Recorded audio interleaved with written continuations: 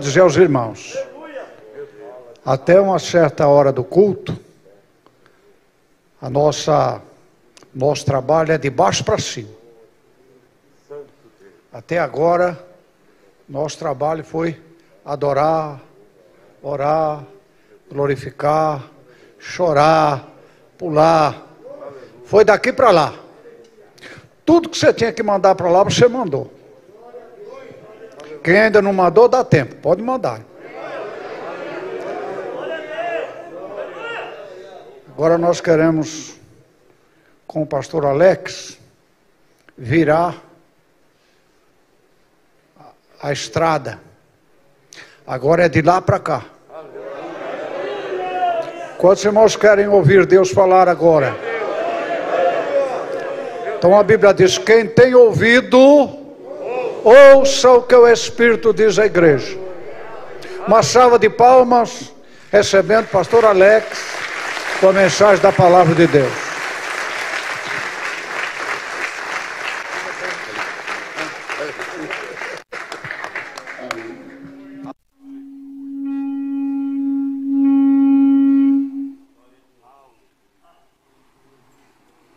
A paz do Senhor para todos. Deus tem me dado reiterados privilégios. Eu me refiro ao fato de ter vindo aqui diversas vezes e hoje retornar a esta igreja histórica que está fazendo história, uma igreja que não se dissocia, da sua origem, dos bons costumes, dos princípios, dos valores exarados nas Escrituras Sagradas. Sou carioca de nascimento, vou fazer 13 anos que estou em São Paulo, e uma das mais gratificantes coisas que me ocorreram foi Deus ter colocado no coração do nosso líder, pastor Antônio Larente, essa consideração e afinidade pela minha pessoa. Quando a gente chega num lugar, a gente se sente apreensivo. Então, lá no comecinho, quando eu cheguei aqui, essa igreja sempre me acolheu. O pastor Larente sempre me fez me sentir aceito. E essa aceitação tem me feito muito bem. Eu me tornei amigos dos seus filhos, pastor Ricardo Larente, quero cumprimentar sua esposa Kátia Larente, o Carlos Larente, muitos obreiros aqui também Deus me deu como grandes amigos, a exemplo do pastor Paulo. Quero agradecer a Deus por rever o pastor Ezequiel Alegria. Foi ótimo esse momento que antecede a pregação, porque esses louvores, esses varões aqui cantaram tanto quanto divinamente bem, a exemplo do pastor Ezequiel. E eu estou muito feliz, muito agradecido a Deus pelo fato de retornar a essa casa de oração. O tema está consubstanciado em 1 Reis, capítulo 19. Louva a Deus pela vida da sua esposa, pastor Antônio Larente, Maria Camilo Larente. Que Deus dê saúde à sua serva. Que Deus preserve ela por muitos anos. Sua companheira. Quero aqui fazer a leitura do texto que já foi lido nesta noite, na leitura devocional. Jezabel ameaça Elias. Leram do versículo 1 ao 7, eu vou ler do versículo 1 ao 8.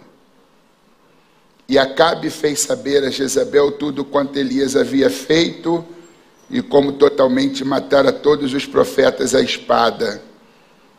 Então Jezabel mandou um mensageiro a Elias a dizer-lhe: assim me façam os deuses, e outro tanto, se de certo amanhã a estas horas não puser a tua vida como a de um deles. O que vendo ele se levantou, e para escapar com vida se foi e veio a Bérseba, que é de Judá, e deixou ali o seu moço.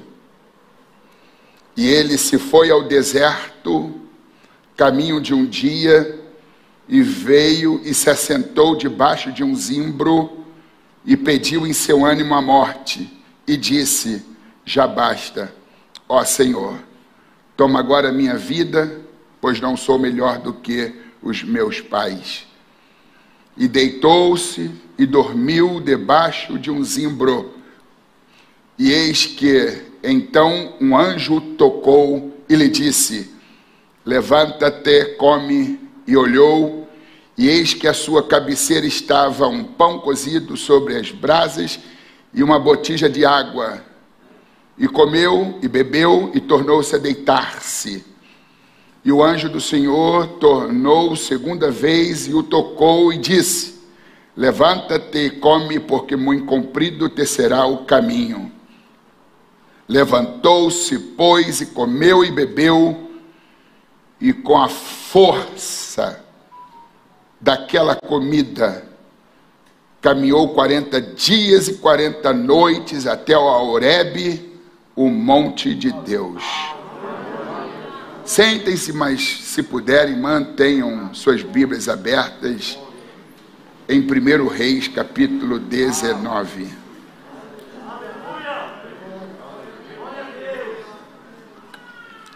Diga comigo: eu tentei ser forte, até que despedacei. Se a dor não for sua, não lhe cabe chamar de frescura.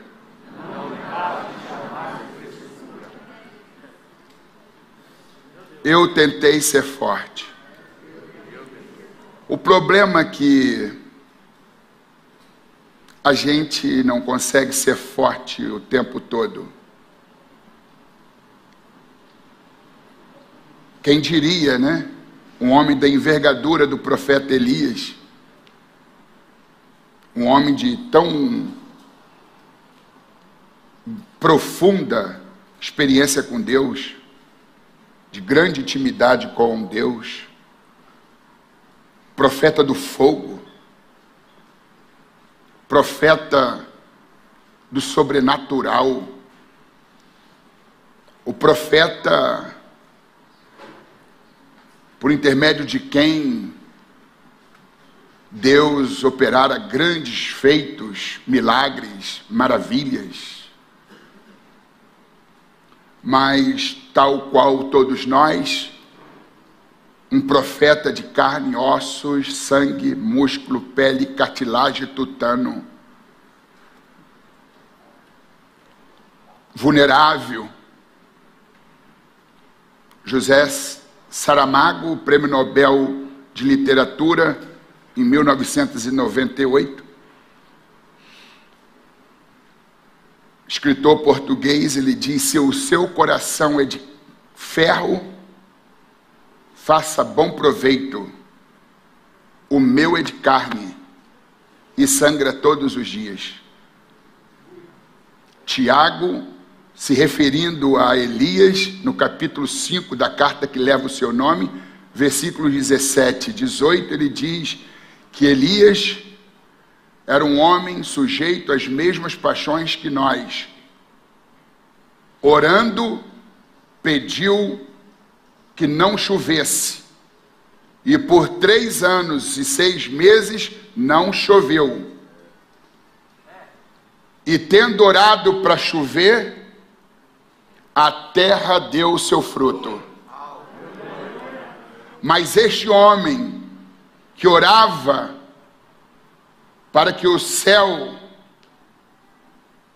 interrompesse a chuva, para que o céu derramasse a chuva, esse homem que por meio da oração abria e fechava o céu, é o que nós vemos aqui num estado profundo de depressão.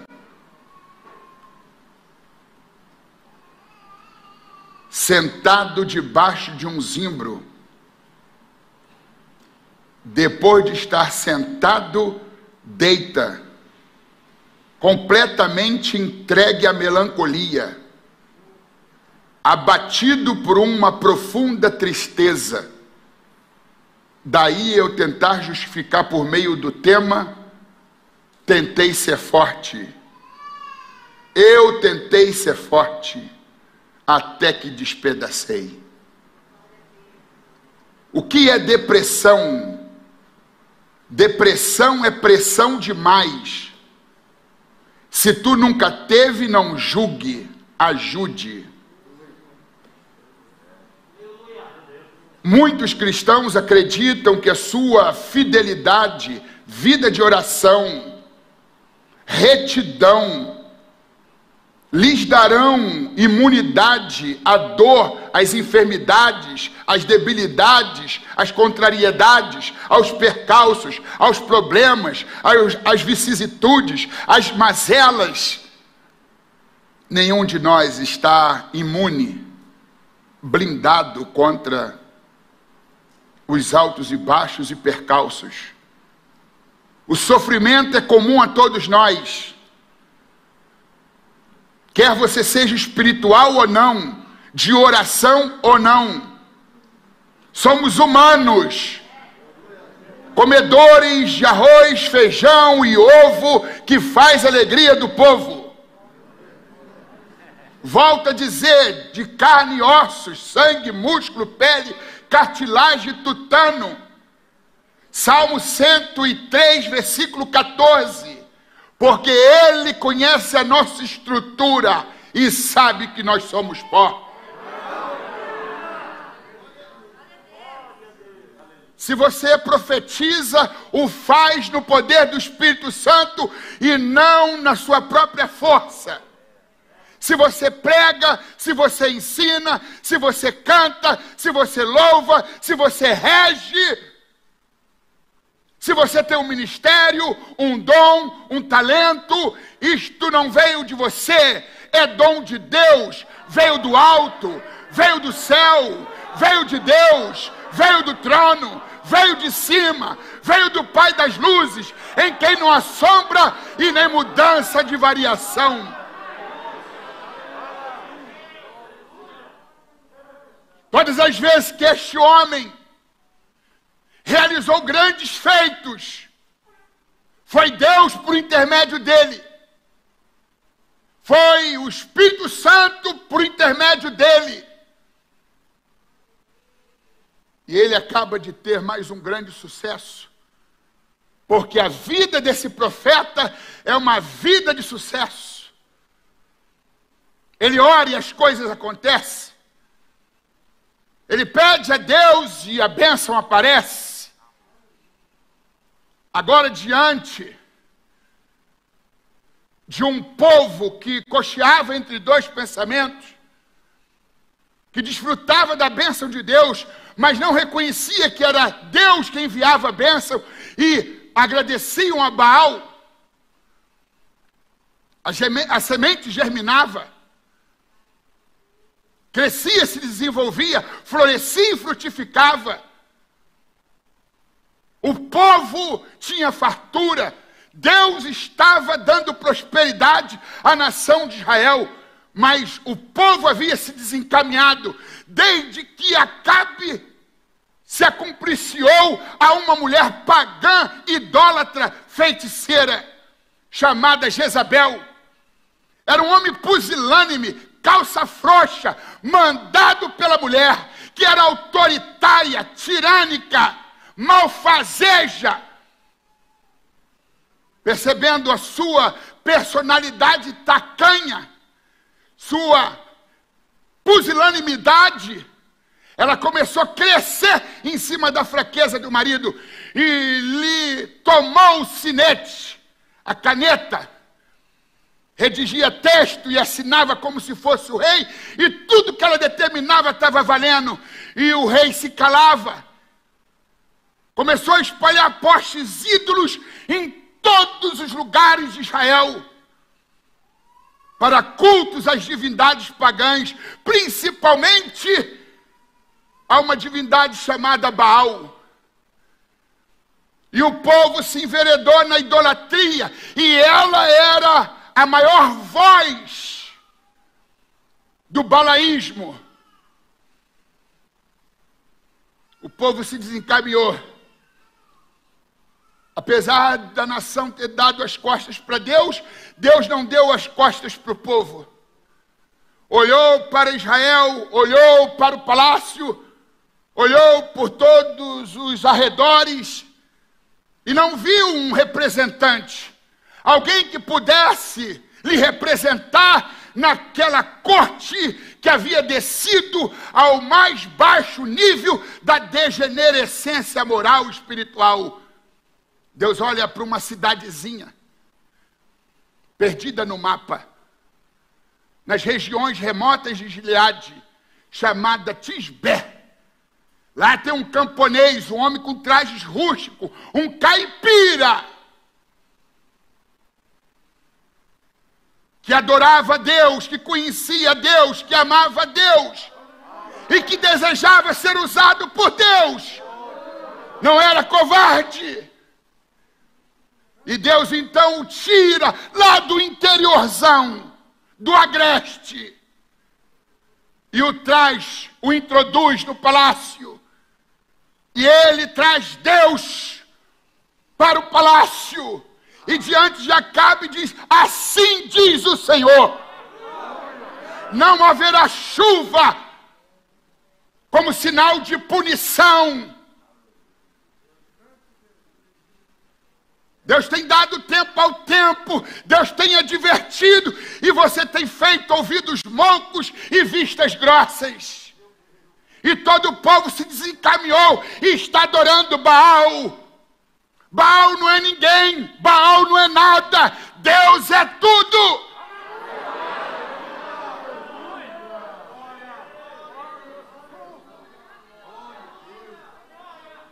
Ele passa a ser profeta do palácio, até que Deus diz: levanta-te e saia daí, esconde-te. Viveu um período à margem do ribeiro de Querite, sustentado pelos corvos, que todas as manhãs e tardes lhe levava carne e pão, e ele bebia do ribeiro. Depois foi para Sarefate ou Sarepta, dependendo de uma viúva para poder sobreviver. Quando ele retorna por determinação de Deus, ele vê que toda aquela seca e a fome, o maior flagelo da humanidade, não foram suficientes para despertar um rei surdo, uma rainha surda, porque o pior surdo é aquele que só ouve a ele mesmo. O sofrimento é o megafone que Deus usa para despertar um mundo surdo, um rei surdo, uma autoridade surda, um obreiro surdo, um músico surdo. Algumas pessoas são despertadas por Deus com tapinhas no ombro, enquanto outras só com safanão no pescoço. Mas mesmo Deus tendo punido a terra com fome, o povo não se arrependeu, estava cocheando entre dois pensamentos. Elias reaparece e lança um desafio: está aqui este animal. E deu para os profetas de Baal, e ficou com um animal. E disse: nós vamos sacrificar ambos os animais, vamos consagrá-los. Primeiro vocês ofereça ao vosso Deus Baal, e depois oferecerei o meu animal ao Deus que criou os céus e a terra. E o Deus que respondeu por fogo, este é o verdadeiro Deus. Os profetas de Baal ofereceram aquele animal, clamaram de 6 da manhã ao meio-dia. Já estavam debilitados, exaustos, roucos. loucos. E clamavam, clamavam, clamavam. E Elias, em contrapartida, dizia: clame mais alto. Quem sabe se ele não empreendeu uma viagem? Clame mais alto. Quem sabe se ele não está dormindo? A Bíblia viva, a Bíblia parafraseada viva, diz: clame mais alto. Quem sabe se ele não está no banheiro com desenteria? O profeta avacalhou, cheio de autoridade, cheio de poder, cheio de unção. Não mediu esforços para ridicularizar a religião de Baal. Baal está no banheiro com desenteria. Eles disseram: nós temos que fazer mais do que clamar. Vamos nos autoflagelar. Começaram a se retalhar, se cortar e derramar o próprio sangue. E pulando, se gesticulando. Baal, Baal! Baal era um ídolo mudo. Tinha olhos, mas não via. Boca, mas não falava. Ouvidos, mas não ouvia. Pés, mas não andava. Mãos, mas não tocava. Cabeça, mas não pensava. Ídolo. Ninguém mais tinha força para poder clamar. Aí ele pega o animal e diz: agora é minha vez. Olhou para o altar todo desmontado. Disse: não, eu tenho que reparar o altar.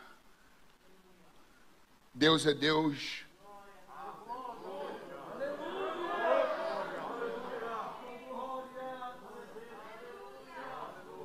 Zeloso.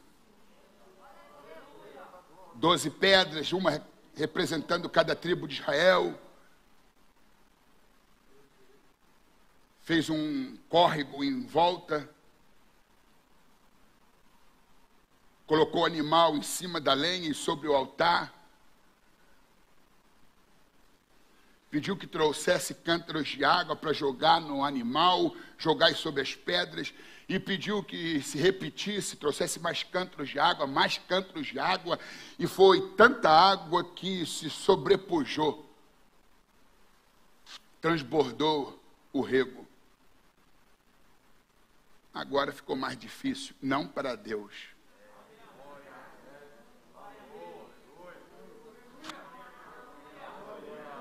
Fez uma oração curta. Deus de Abraão, de Isaque e de Israel, manifesta que tu és Senhor Deus sobre Israel. E envia fogo, e na mesma hora o fogo desceu do céu. Lambeu o animal, o holocausto, as pedras e toda a água que havia no córrego. Ficou claro quem era de fato o verdadeiro Deus.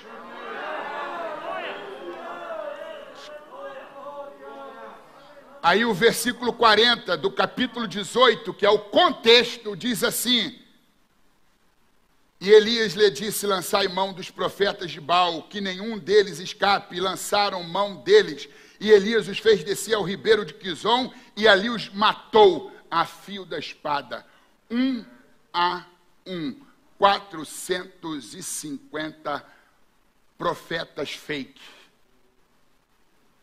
falsos profetas, profetas de Araque.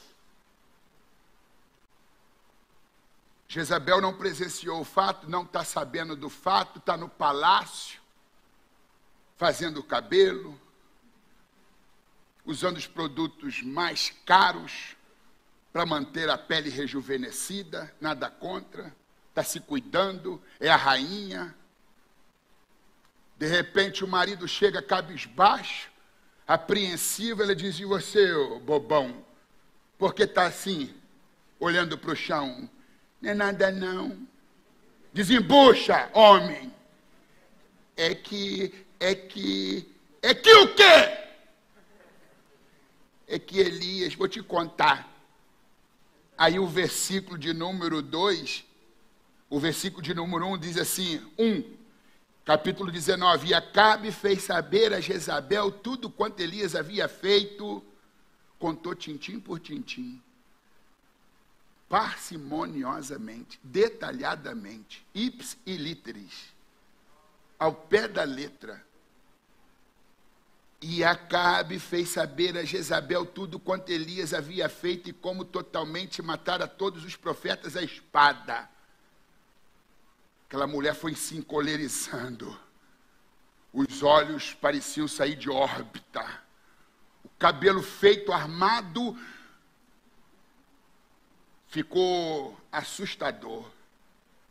Aquela mulher com ira sangue sedenta e disse: deixa comigo.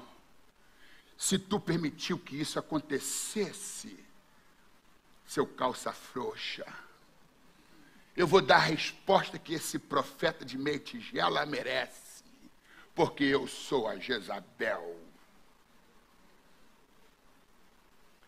Chamou o mensageiro e disse assim: faça-o saber que amanhã, neste mesmo horário, ele será morto como ele matou todos os 450 profetas da minha religião.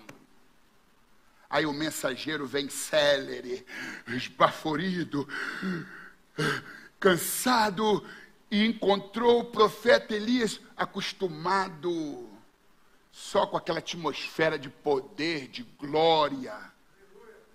Ele já estava até se sentindo autossuficiente. O profetão. Tudo funciona, tudo acontece, basta eu falar.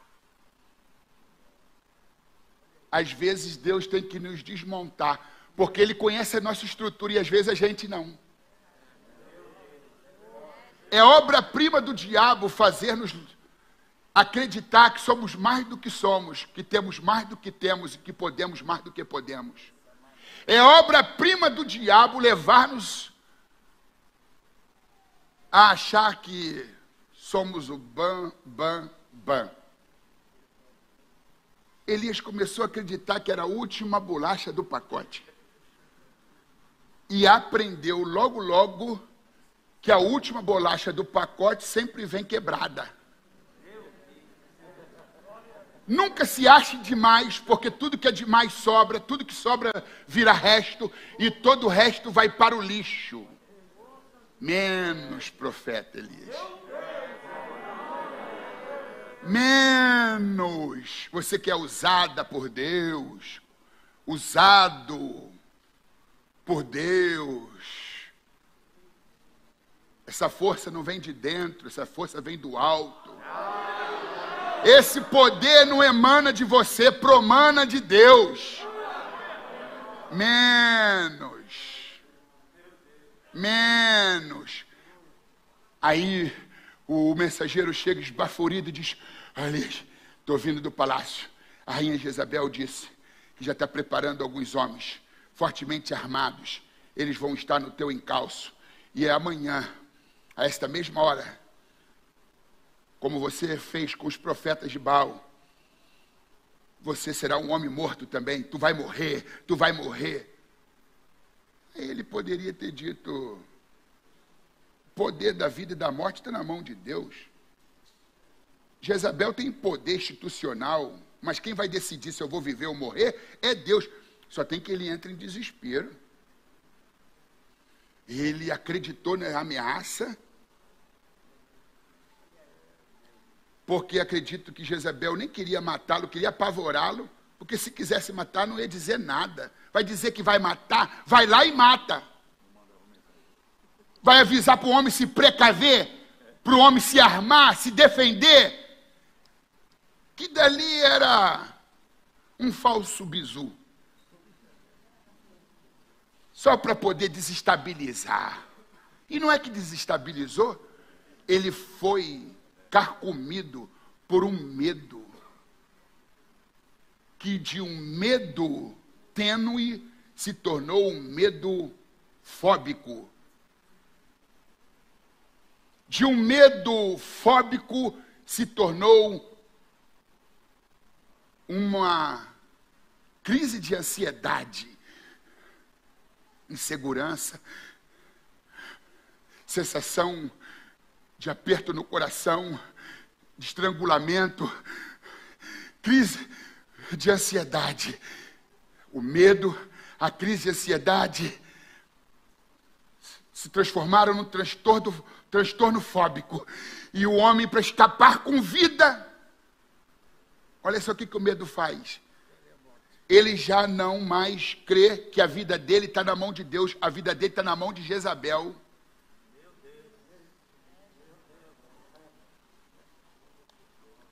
A Bíblia diz no Salmo 112, verso 7, não temerás os maus rumores.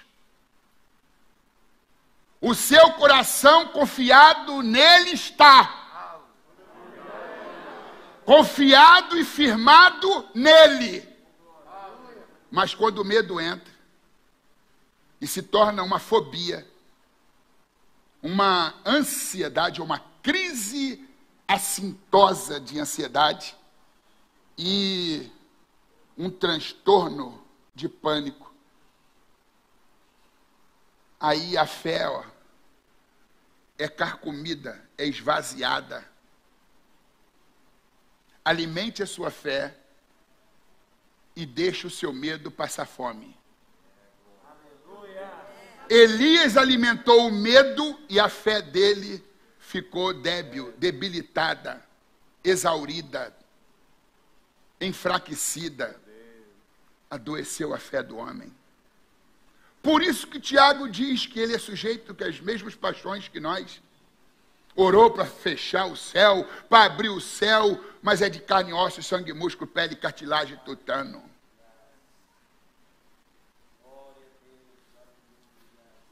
Às vezes a gente precisa ser golpeado para a gente não se esquecer da maior lição, a lição da dependência divina. Aprendeu a maior lição aquele que aprendeu a depender de Deus.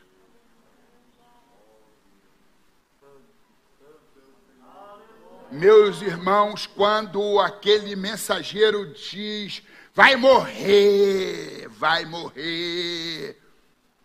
ele disse o quê? Pé para quem te quer. Na linguagem, no carioquês, vazou. Aí para onde ele vai? Para o joelho? Para o monte orar? Para o seu quarto para dobrar o joelho e dizer, Deus, olha aí, eu te apresento a afronta de Jezabel. Minha vida está nas tuas mãos. Foi para o deserto. Diz, estou fora, porque se esqueceu de uma coisa.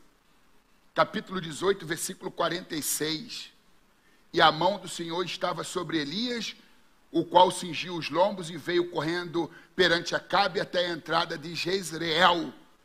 A mão de Deus estava sobre Elias, mas o medo o cegou. Ele olhava e não via mais a mão. A ansiedade faz com que você não perceba as digitais de Deus. Você já não enxerga mais a mão de Deus em nada. Antes do medo fóbico, antes da crise de ansiedade, antes do transtorno de pânico, você via os sinais. Deus está comigo, eu vejo, está difícil, está desafiador, mas Deus está comigo. Deus está comigo, a mão dele, eu vejo a mão dele, mas quando o medo entra, enfraquece a fé, te cega, e você fica entorpecido, você se idiotiza. Cadê aquela mão? A mão estava lá, mas ele não via a mão. Bastava ele acreditar, não estou vendo, mas Deus nunca vai me desamparar. Ele disse que nunca me deixaria, me desampararia. A nuvem ocultou a mão, a poeira ocultou a mão, as lutas ocultaram a mão, as adversidades ocultaram a mão, mas a mão está lá. O câncer veio e mexeu com o seu psicológico, Tu olha e não vê a mão, mas ainda que tu não veja, a mão está lá.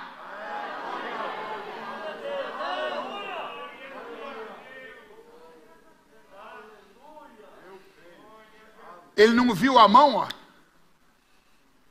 Ele era o homem certo, no lugar certo, no tempo certo, para fazer a coisa certa, do modo certo. Mas quando não viu mais a mão, saiu da vontade geográfica de Deus.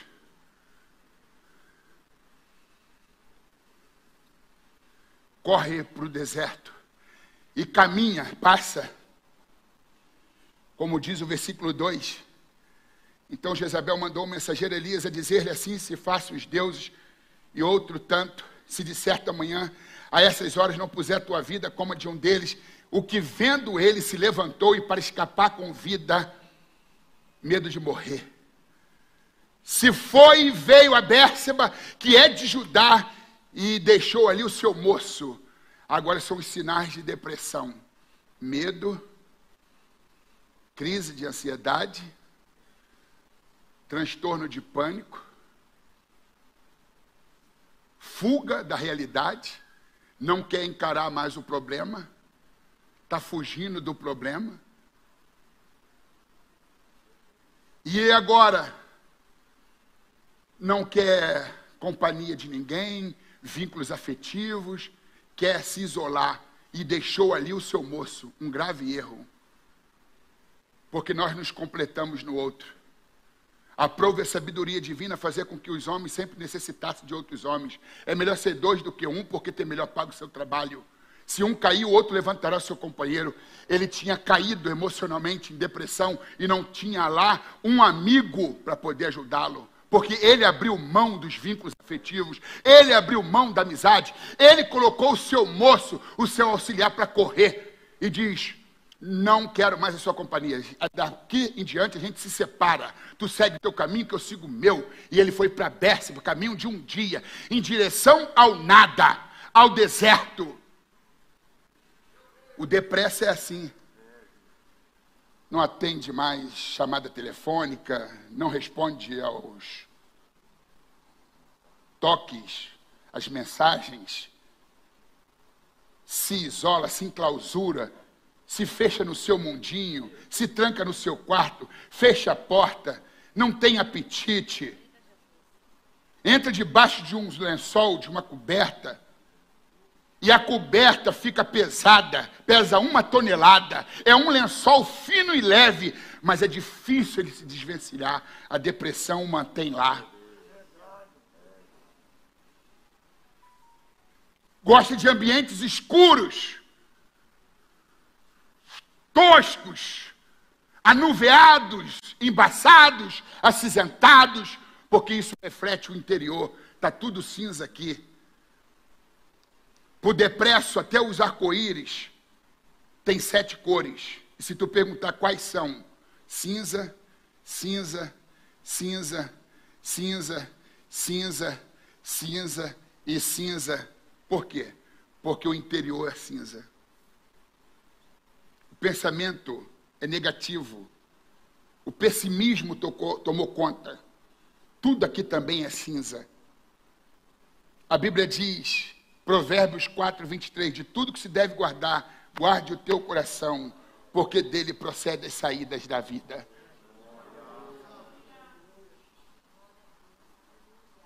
Largou o moço, caminhou 24 horas, não levou marmitex, marmita, como diz lá na minha terra. Lá a gente chama quentinha, que é marmitex.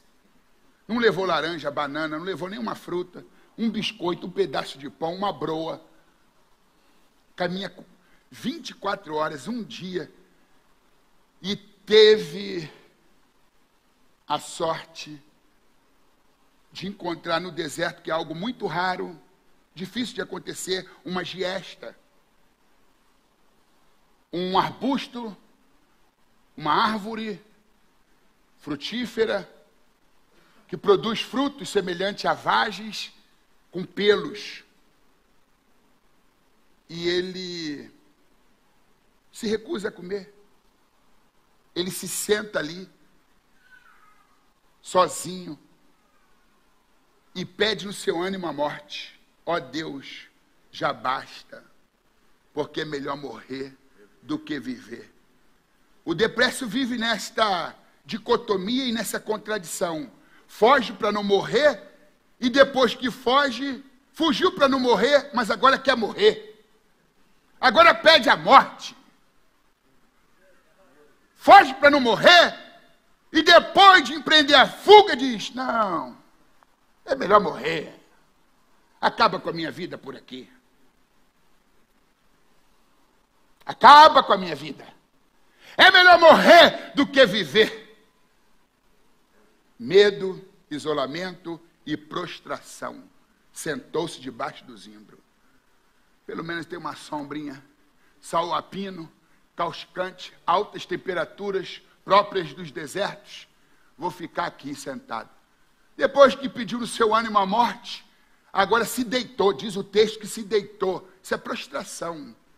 Se entregou completamente. Sabe aquele lençol leve, mas que pesa 1 tonelada para o depresso? Ficou ali dizendo assim, não vou acordar. Me recuso a acordar. Me recuso a sair debaixo do zimbro da giesta. Me recuso a sair do meu quarto. Eu me recuso a sair de cima da minha cama. Só quero cama, cama, cama, cama, cama, cama. Qual é o tema de hoje? O tema que vocês deram? Postura? Tomando a postura. Tomando postura. Tem gente aqui que está sofrendo, pastor. Tem gente que se flagrou aqui e diz, como que eu cheguei aqui? Como que eu cheguei aqui? Eu tive força. Oh Deus, olha, eu achei, não acreditei que eu ia participar daquele congresso de varões. Foi porque Deus tem um plano e um propósito. Ele vai te dar todos os elementos, todos os nutrientes, todas as vitaminas, todas as proteínas, todos os ferramentais para que você tome uma postura. O zimbro não é o teu lugar. O chão não é o teu lugar. A cama não é o teu lugar.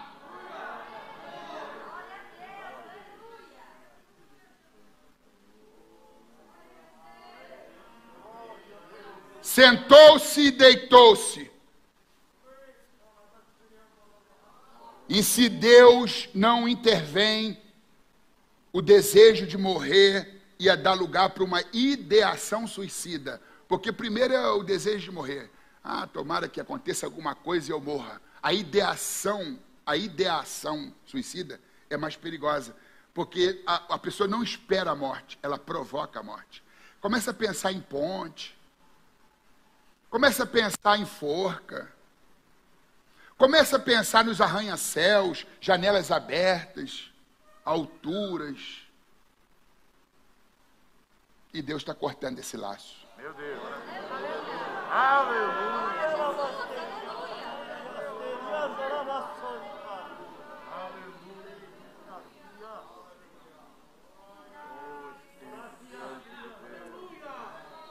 Dehaio saio. La caloba shuriendere como saio.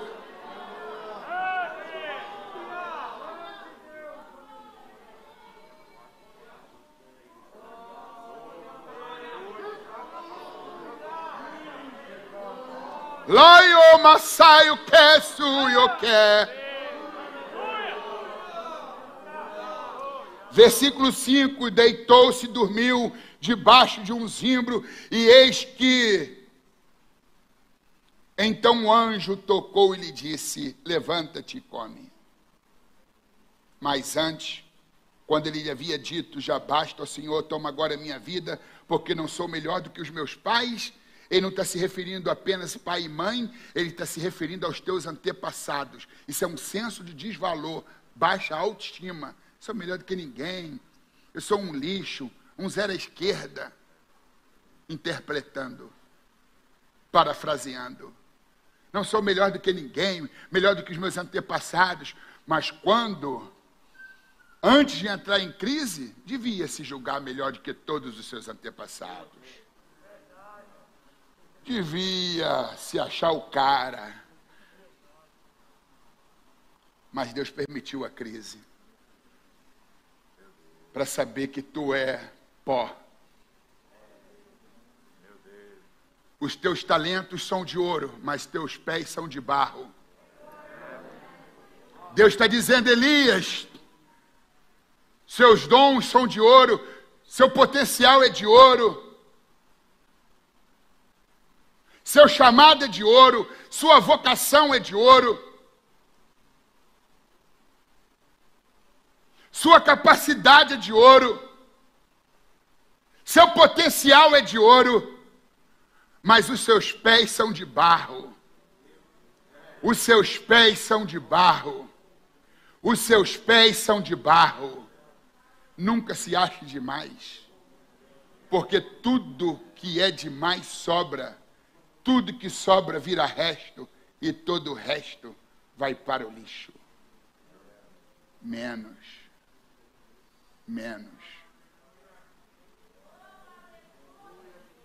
Eu não sou melhor do que ninguém. Eu não sou melhor do que os meus pais. Eu não sou melhor do que os meus antepassados. Perda da autoestima, senso de desvalor.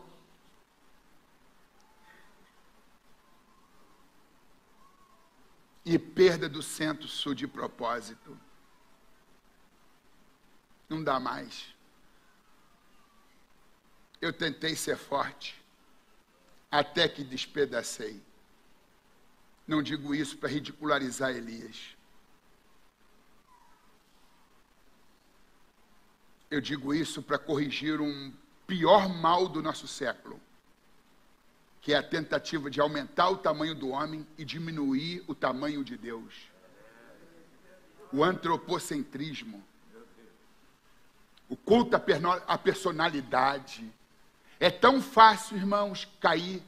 É tão fácil morrer. É tão fácil se arrebentar. É Deus que nos sustenta. É o poder de sua graça. Só a gente sabe o quanto dói tentar ser forte o tempo todo. Não dá para ser forte o tempo todo. Se formos fortes o tempo todo, a gente vai achar que a gente anda por cima das águas sem a ajuda de Jesus. Já andei uma vez, aprendi como é que é o macete. Deixa eu mostrar que eu sei.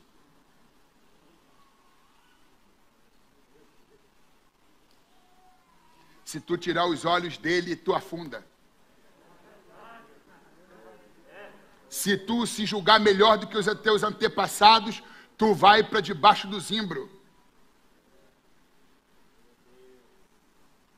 Está lá debaixo do zimbro, daqui eu não saio, daqui ninguém me tira, quero morrer. Melancolia, pessimismo, derrotismo,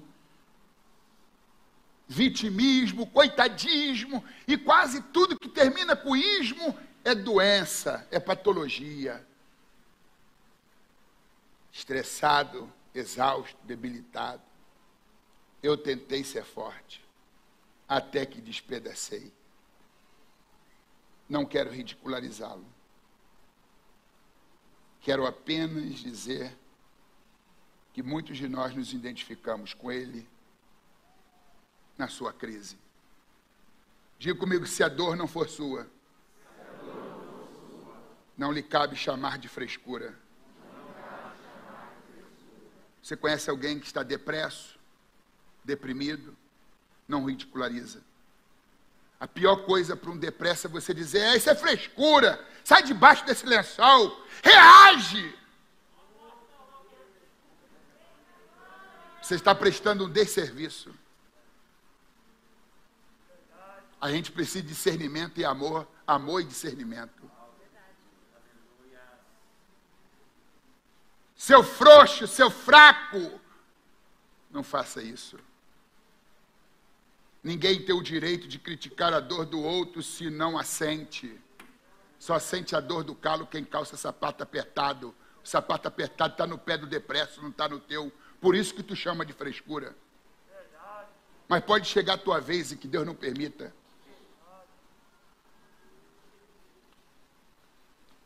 Que Deus não permita.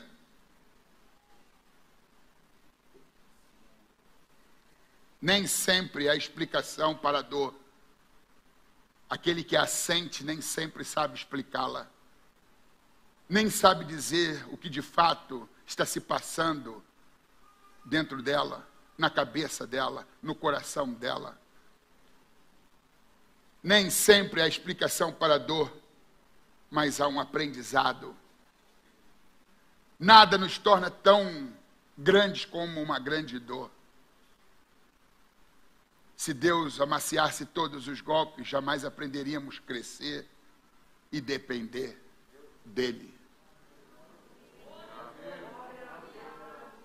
Existem dois tipos de depressão, endógena e exógena. Diga comigo, depressão endógena. Depressão exógena. Endo é tudo que vem de dentro. Existem pessoas que já nascem com uma predisposição para depressão. É um déficit de substâncias químicas no cérebro, de neurotransmissores, ausência de serotonina, dopamina, noradrenalina e outros neurotransmissores. E vai acompanhar a depressão a criança na primeira infância, na pré-adolescência, na adolescência, na juventude, na idade adulta e quando ela se tornar uma pessoa idosa. Ela vai se debater com a depressão endógena. Ela vai ter que se submeter, caso possa e queira, a sessões psicoterápicas. Vai ter que se municiar de bons livros. Vai ter que vigiar mais nos hábitos alimentares, em determinados costumes, abrir mão e aderir outros. Vai ter que fazer uso de alguns medicamentos ansiolíticos, psicotrópicos. E a depressão exógena são aquelas de cunhos circunstanciais, ou seja, causada por fatores externos, uma reação aos fatores ambientais e circunstanciais, como a pandemia. Quantas pessoas não ficaram depressivas por conta da pandemia? O clima de medo, de insegurança, o vizinho que morreu, as perdas de amigos, os lares que foram enlutados, e alguns, 2, 3, 4 membros de uma mesma família. Falência de um negócio, decretos inumanos, irresponsáveis.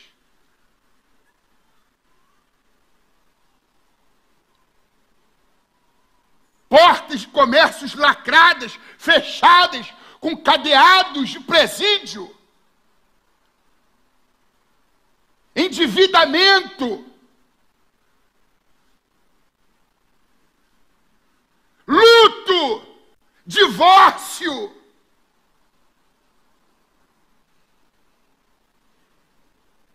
Desemprego e falência de negócios, falência de empresas.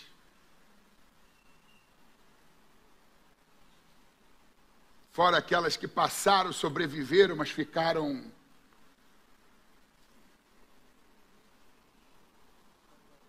com sequelas, a palavra que não me veio.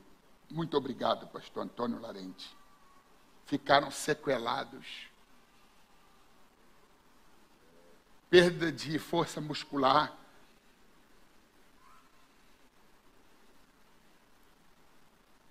Adquiriram diabetes, coisas que não tinha antes. E tantos outros problemas. Em ambas as formas depressivas ou de depressão endógena, exógena, elas estão em 3 níveis: grave, moderada e leve. Leve, moderada e grave. Não importa em que nível você se encontra, na leve, na moderada ou na grave. Eu quero dizer que Elias estava no desertão.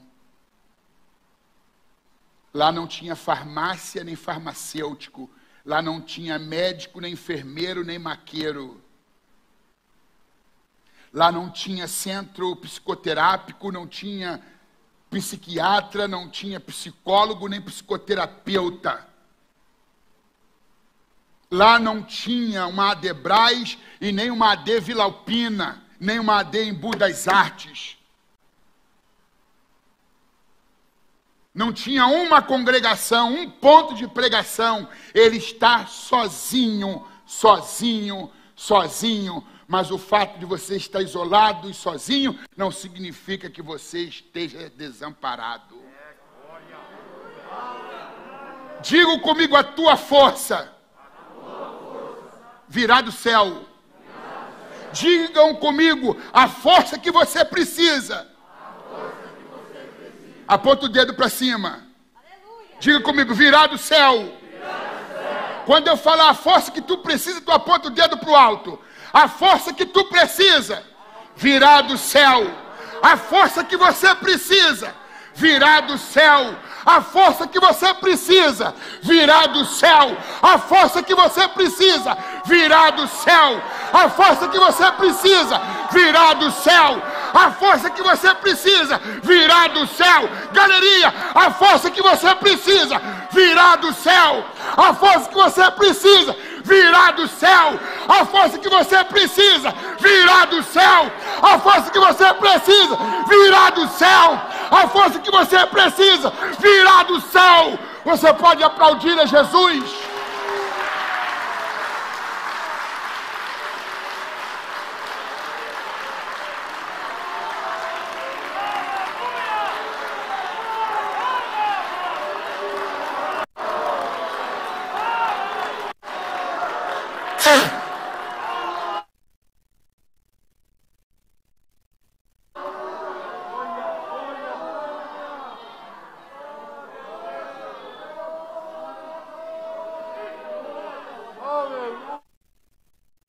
Falar sobre a pior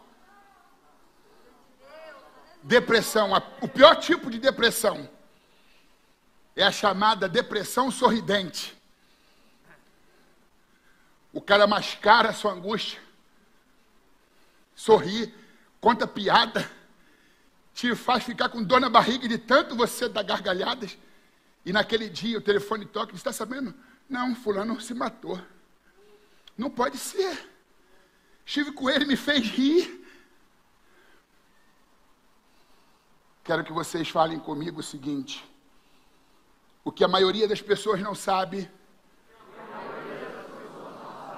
é que depressão não tem cara. Nem todo depresso está cabisbaixo. Às vezes o bom humor é uma fuga. Ele se torna um piadista porque ele está fugindo da sua realidade interior. Isso é muito sério, gente. Depressão sorridente.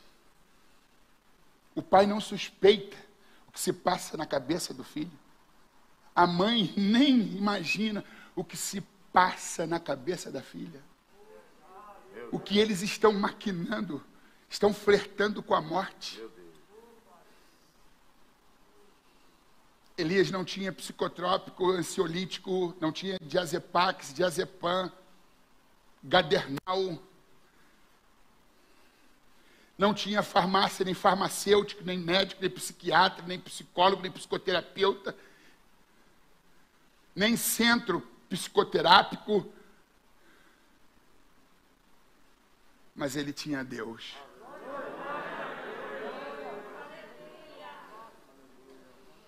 A força que você precisa virá do céu.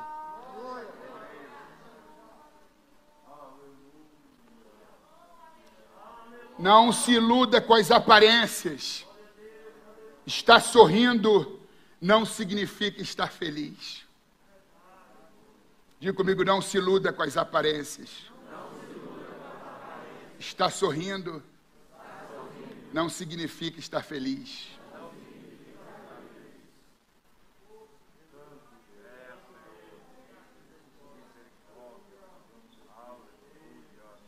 Rapaz, tu tá forte, o cara tá pensando até tirar a vida, mas não demonstra. Tu é forte, rapaz. Quer que eu fale a verdade? Forte eu nunca fui, mas hoje eu disfarço melhor. Só estou abrindo para você. Não falo isso para ninguém. Lá em casa todo mundo pensa que está bem, não quero preocupar ninguém, não. Já escreveu carta, se despedindo, já rasgou. Já confeccionou outra, já rasgou, e fica nessa situação. Deus está dizendo, olha para mim. Tira os olhos das ondas, dos ventos. Tira os teus olhos de Jezabel. Olhe para mim. Olhe para mim. Diga assim para Deus, eu preciso do seu olhar. Ele já está olhando para você. Você que tem que olhar para Ele. Eu preciso do seu olhar. Ele já está olhando. Inclusive a mão dele está lá. Você que precisa olhar para Ele.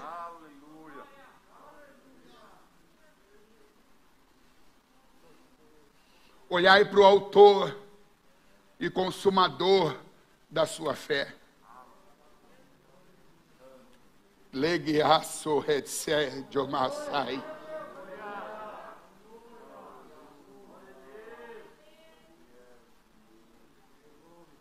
Clarice Lispector, ucraniana, naturalizada brasileira, nascida em 1920, morta com 57 anos de idade, em 1977, faleceu no dia 9 de dezembro daquele ano.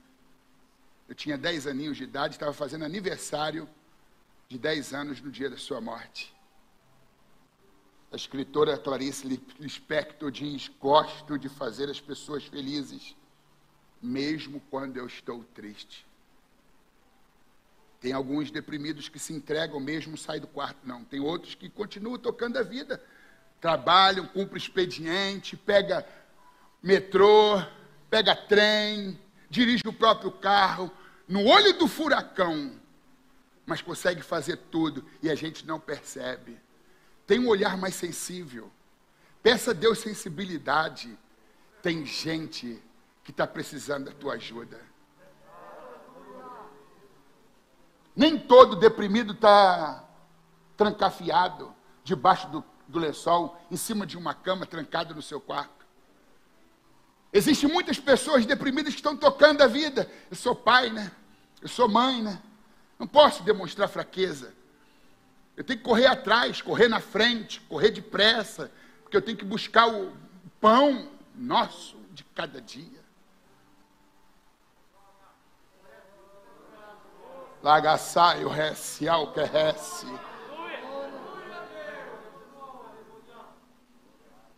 A fé não dá imunidade aos transtornos mentais. Gente boa, gente de fé, gente cristã, gente de oração, também pode passar por depressão. O que é depressão? Depressão é pressão demais. Se você nunca teve, não julgue, ajude. Aí, meus irmãos, a força que você precisa virá do céu. E não é que veio? Sem pastor, sem irmã do ciclo de oração, sem farmacêutico, farmácia, psicotrópicos, psiquiatra, médico, neurologista, sem maqueiro, sem enfermeiro. Deus disse para o anjo, vai lá. Vai lá. Meu servo não sai debaixo do zimbro. Não come, não bebe, Está agravando o problema, porque não tem nutriente, vitamina, proteína. O anjo chega com um pão cozido na brasa da padaria do céu. Panificadora El Shaddai.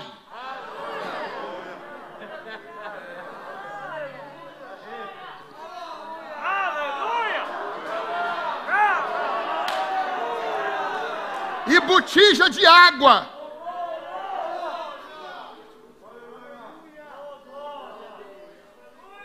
Elias está... Deixa eu ver se eu consigo fazer algo sem precisar destruir nada aqui. Sim, olha. Assim. Está assim. Desperta. A Bíblia diz que o anjo tocou. O toque é fundamental, sabia? Calor humano. Ele significa apoio, segurança. O anjo veio e não só falou, tocou. O toque é importante. Tem gente sendo tocada aqui hoje. Deus está tocando. Deus está tocando. Tocou. Aí do teu lado, olha, profeta. Esse pão assado na brasa é teu, coma. Ele comeu. Beba dessa água fresquinha, tirada lá do rio. Há um rio. Deus hoje trouxe água do seu rio. Eu quero beber do seu rio, Senhor. Comeu, bebeu e não tomou uma postura. Voltou a se deitar. Deus te dá pão, te dá água para tu tomar uma postura. Mas talvez a depressão não era leve e nem moderada. Talvez era grave.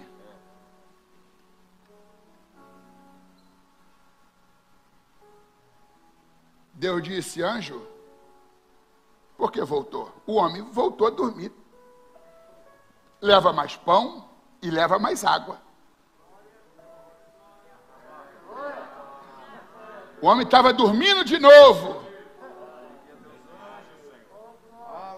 Dormindo de novo. Olha como é que Elias está. O anjo repetiu.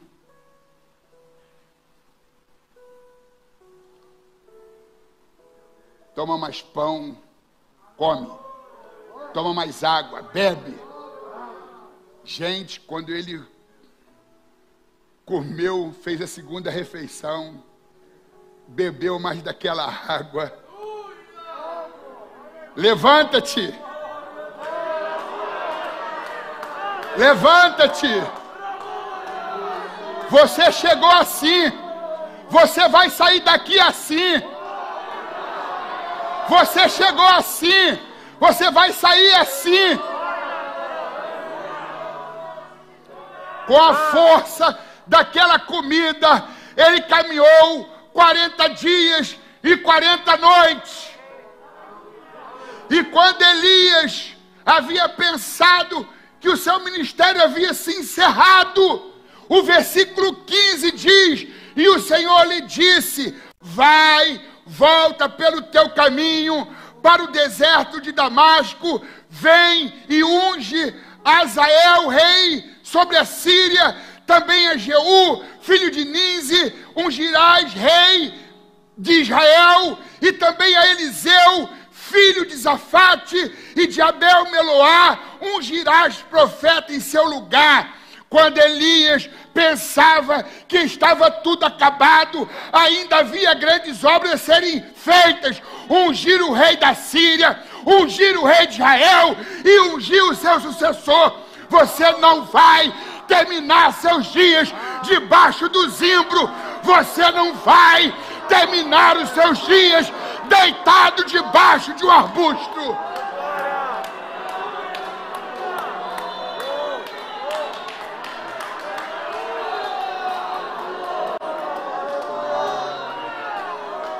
Você que está assim, lá do céu, desce água. Deus está descendentando a tua sede. Receba água. Receba água. Receba água. Rejuvenesça. Seja curado. Seja curada. Seja abençoado. Seja abençoada. Seja abençoado em o nome de Jesus Cristo.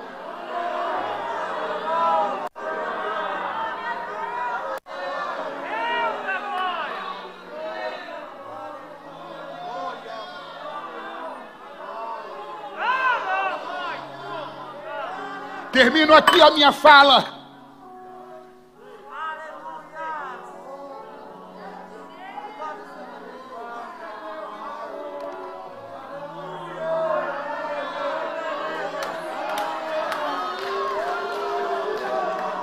As palmas são para Jesus.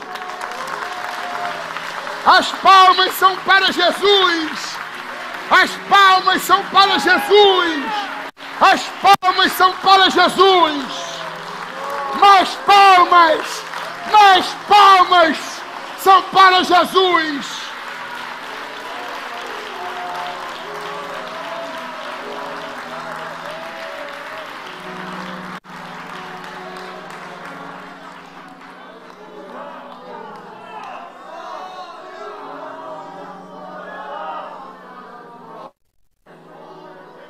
Meus irmãos, vocês sempre têm me prestigiado e me ajudado. Não é o meu interesse, mas vocês sempre superaram as minhas expectativas. Eu venho aqui, trago os meus livrinhos, e vocês de bom grado contribuem muito com o crescimento por meio da leitura e também para garantir o retorno do meu investimento. Porque de alguns anos para cá não é mais a MK Publicitar que está publicando os meus livros, sou eu mesmo. Através de uma organização religiosa que eu presido, chamada Word of Wisdom, Palavra de Sabedoria. E eu trago aqui esse livro, que não é de minha autoria, mas quando vocês lerem, vocês vão ver o autor se referindo a mim, a minha contribuição, porque eu o ajudei na elaboração desse livro. É um tratado de inteligência emocional, todo baseado na história da vida de Elias, o profeta. Gerson Elias Torrezan, presidente da Assembleia de Deus em Americana, interior de São Paulo. Geografia da Alma, o mapa dos sentimentos humanos à luz da palavra de Deus, lançado pela editora Z3, a obra dele, por uma editora. Esse livro custa R$ 49,90, mas eu disse para ele que eu apresentaria esse livro e faço questão de apresentar até primeiro do que os meus livros, ainda que eu tenha tido participação de 30% nessa obra, porque é um livro que dará continuidade ao curso que a gente se matriculou hoje. As lições que nós tivemos hoje. De R$50 para 35. Este é um livro que muitos de vocês já possuem, que também é um livro para te tirar do marasmo. Um livro que não é de autoajuda, é de ajuda do alto. Só merece o doce quem provou o amargo. E se a vida for uma barra, que seja de chocolate, preferencialmente da Cacau Show. Mas pega leve para vocês não virarem um barril. E este é um livro de autoconfrontação. É um livro que te conduz ao autoconhecimento. Como ser abelha no mundo de moscas, encarando os desafios da autodescoberta. Esse livro nos ajuda a flagrar as sujidades da nossa alma, os monstros que se ocultam nos meandros da nossa alma, nos porões da nossa alma. É um livro que te encoraja a enfrentar a sua interioridade. Por quê? Como ser abelha no mundo de moscas? Porque a abelha industriosa, são 3 tipos de abelha. A abelha rainha, que se alimenta de geleia real. As abelhas operárias, que é a maioria das abelhas que se encontram na colmeia. E o zangão, ou os zangões, que são os reprodutores. As abelhas, elas trabalham em um ambiente limpo e produzem mel. E do mel tem muitos derivados, de shampoo a xarope.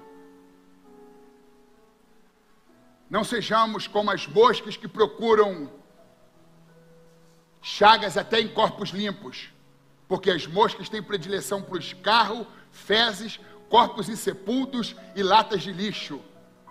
É o nosso lado mosca, eles são as obras da carne.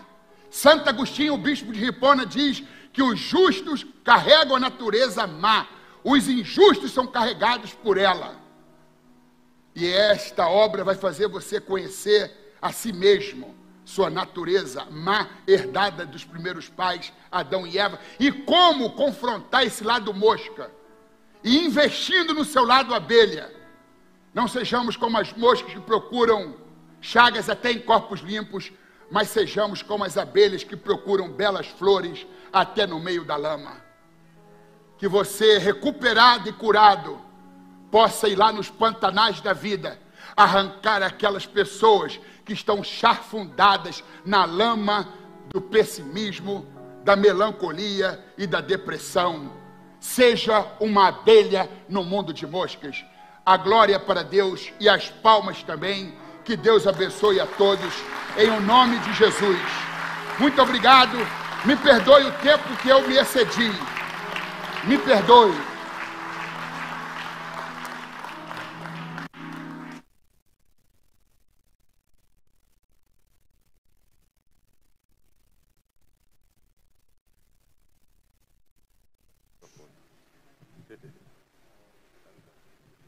Irmãos, nós tivemos o aperitivo, a alimentação e a sobremesa.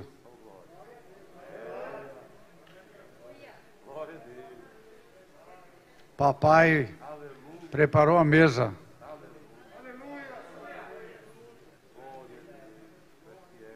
A época que estamos vivendo, irmãos.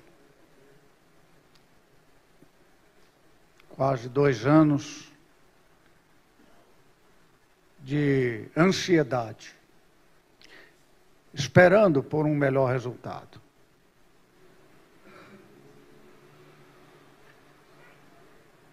Olhando os noticiários, olhando as comunicações, a situação. E isso tem levado muitas pessoas à preocupação. Principalmente quem tem família, que muitas vezes não se preocupa consigo mesmo, mas com a esposa, com os filhos, com os parentes, com aquelas pessoas que a gente acha que a gente sempre nunca vai pegar nada, né? Sempre é para os outros. Então você fica preocupado com os outros. E nessa preocupação você se esquece de você. Quando menos você espera, você está debaixo do zimbro, sem perceber. E a palavra chegou na hora certinha, irmão. Quantos irmãos encontraram,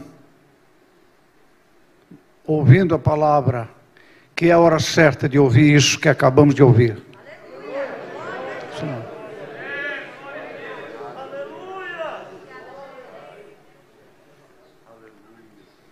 E olha que você não é Elias, hein?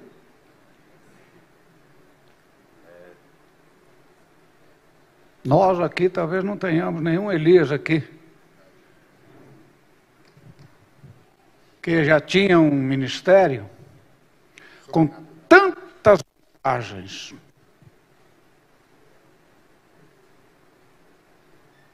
Esse acontecimento aqui está se dando no fim do ministério dele.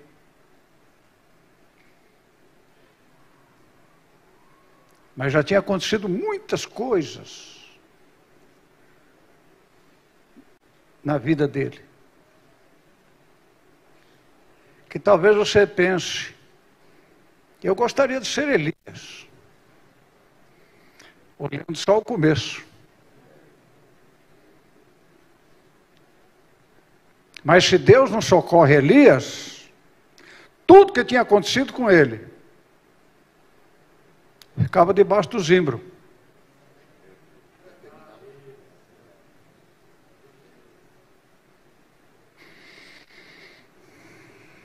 Mas eu quero crer que Elias era homem de depositar diante de Deus as suas ansiedades, suas preocupações. Quando ele se viu sem ninguém, tinha depósito de oração lá. Tinha um comportamento que Deus jamais ia deixar Elias morrer à míngua. Faça por onde aconteça isso com você, irmão. Que o dia que você não puder mais, por causa de um problema, ou de uma enfermidade, ou de uma idade muito avançada, você tenha diante de Deus um depósito, uma poupança, de onde o Senhor vai dizer, não, pode tirar da poupança e levar para Ele. É Ele mesmo que orou, Ele mesmo que pediu. Vai lá levar a resposta daquelas orações lá do passado. Então, o Senhor está aqui, irmãos, para nos ajudar a permanecer naquilo que temos recebido, ouvido e vivido. Porque, irmãos, nem sempre o amanhã pode ser igual hoje. Talvez Elias nunca pensou que ele tivesse um amanhã tão difícil. Mas eu fico pensando, irmão, quando eu falo sobre equilíbrio ministerial, é o que Elias não teve. Tudo que ele tinha de poder, de autoridade, ele gastou para matar os 450 profetas. Gastou tudo que tinha. Saiu de lá vazio. Não tinha mais nada. Todo o poder, toda a autoridade, tudo, ele gastou tudo. Irmão, não gaste tudo. Guarde alguma coisa. Muitas vezes a gente, no afã de fazer, gasta tudo, irmão. Passa do limite. O equilíbrio, a ponderação é muito importante.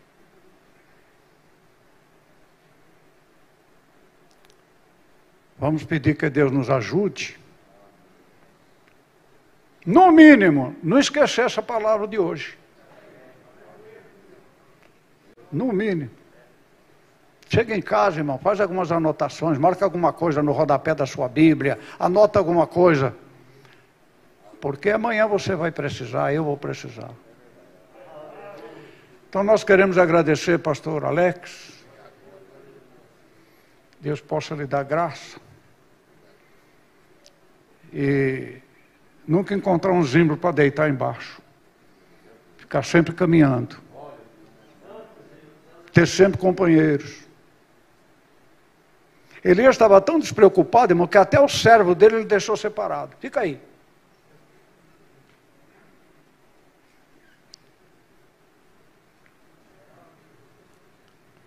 É um problema sério, irmão. Jesus se viu numa situação dessa, no lugar chamado Getsemane. Estava muito diferente que o Elias, não. pedindo para passar aquele cálice, passar aquela hora, mudar aquilo, mudar aquele quadro. Talvez ele não pediu para morrer, irmão, porque ele era eterno, né? O dono da vida. Mas ele estava numa situação muito difícil. Então, irmãos, ninguém está livre de passar dias difíceis. Então a Bíblia diz que nós devemos nos fortalecer para atravessar o dia mau. O dia mau. Não pense que sua posição religiosa, cristã, ministerial, não, mas sou pastor, sou profeta, tenho dom, irmão, eu volto a dizer aos irmãos, tudo que Deus te dá é para gastar aqui.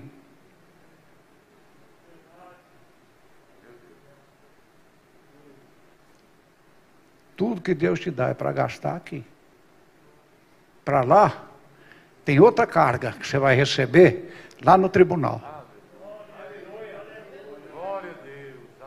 Então, não perca aquele encontro por aquilo que você tem aqui. Você tem aqui, termina no caixão. Lá você vai receber o resultado do que você fez com o que Deus te deu aqui. Amém? Então, irmãos, Deus abençoe os varões, Deus abençoe as irmãs, abençoe o nossa banda, os obreiros. Convidar os irmãos para amanhã. Estamos aqui no batismo, 9 horas. E depois, às 6 horas, o grande culto, quando estaremos encerrando a festividade, consagrando os obreiros no culto de amanhã à noite. Amém? Deus abençoe o irmão Ezequiel, pela sua presença aqui conosco, trazendo sempre alegria. Uma alegria trazendo outra alegria. Glória a Deus. Eu queria saber se tem alguma pessoa aqui que ainda não é evangélico, está participando conosco e sentiu a palavra de Deus tocando em sua vida. Você quer aceitar Jesus, um parente de um irmão, um amigo, um convidado que veio, ouviu os cânticos, ouviu a palavra, deseja receber Jesus como seu Salvador. Se tiver alguém, eu quero convidar a levantar a sua mão, para nós podermos orar por você. Tem alguém? Senhor, uma senhora, um moço, uma moça. Tem uma senhora lá. Tem lá uma senhora. Tem mais alguém? Levante a sua mão. Tem mais alguém? Traz essa senhora aqui, nós vamos orar por ela. Glória a Deus. Tem mais alguém? Saia do seu banco, vem para cá. Nós vamos orar por você. Talvez você seja um evangélico, mas você está numa situação muito difícil, você está se sentindo sozinho, você está se sentindo desamparado. Eu quero te convidar, vem aqui, nós vamos orar por você. Deus vai abençoar você. Tem alguém? Saiu da igreja, talvez se desligou dos irmãos, está perambulando pela vida, e nesta noite quer voltar para Jesus. Nós estamos aqui para te ajudar a reconciliar. A igreja se coloca em pé. Saia do seu banco, venha para cá. Nós vamos orar por esta senhora que está aqui, por esta moça. E nós não sabemos da sua vida, mas o Senhor Jesus sabe da sua vida, sabe das suas necessidades, sabe das suas ansiedades, e Ele está aqui. E a Bíblia diz que aquele que se achega a Deus, Ele diz, chegai-vos a Deus, e Ele se chegará a vós. Esteja certa, senhora, que o Senhor estará tomando conta da sua vida. Convidar o pastor Paulo Lima para orar por esta pessoa. Glória a Deus. Irmãos, estenda as mãos para cá, os obreiros. Glória a Jesus. Ela sentiu de dobrar o joelho, deixa ela dobrar o joelho. Ela sentiu. Deixa ela dobrar o joelho. Isso, tá bom. Estenda as mãos, Deus de Abraão, Deus de Isaac, Deus de Jacó. Deus de Elias, Deus de Eliseu, Deus da igreja. Aqui está, Senhor, esta jovem, se decidindo, Senhor, seguir os teus caminhos. Abençoa ela, perdoa os seus pecados, escreva o seu nome no livro da vida. Pai Santo, cuida dela, cuida dos seus familiares, que ela permaneça firme na tua casa, na tua presença, dando fruto, e que o seu fruto permaneça na tua casa. Nós oramos a ti agradecidos por esta vida, em nome de Jesus. Amém. Deus abençoe. Abrace ela aí, pega o endereçozinho dela para nós orarmos por ela. Irmãos, estenda sua mão para cá.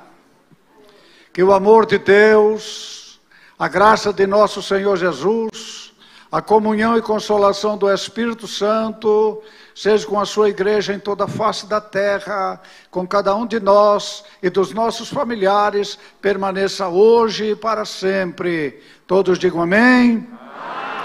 Deus abençoe a todos os irmãos.